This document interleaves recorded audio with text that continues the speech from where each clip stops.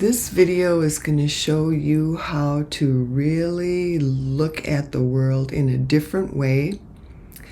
And the way that it is that just about everything you look at breaks down into the basic shapes of circles, rectangles, and triangles.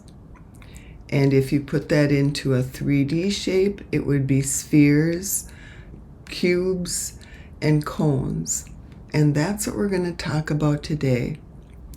When I first started drawing, I would outline everything and then I would try and fill it in, and nothing worked. It just didn't all go together.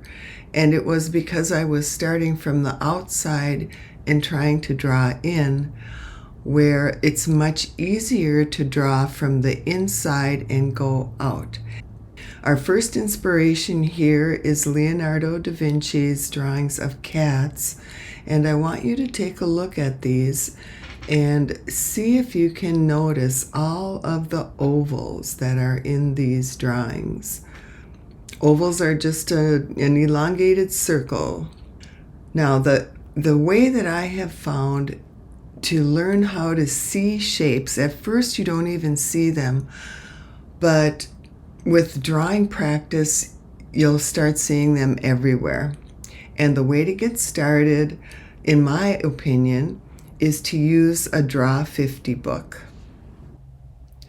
Draw 50 books show you how to break down an image into shapes, and they show you a lot of things that maybe you would like to learn to draw.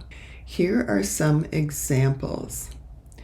There's one called Draw 50 Birds, and it shows you the basic shapes of the bird and then how you build it up.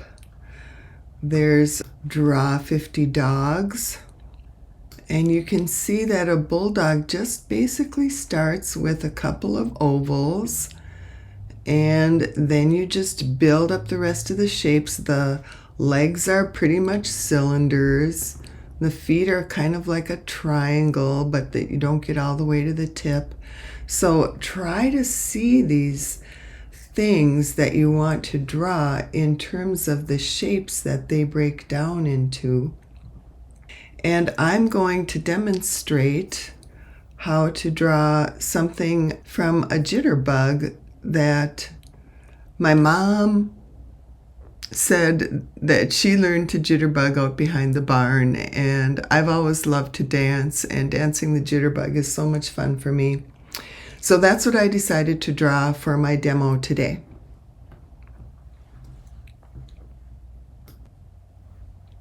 While you're watching the demo, I'm going to go through the shape assignments because this challenge is pretty simple.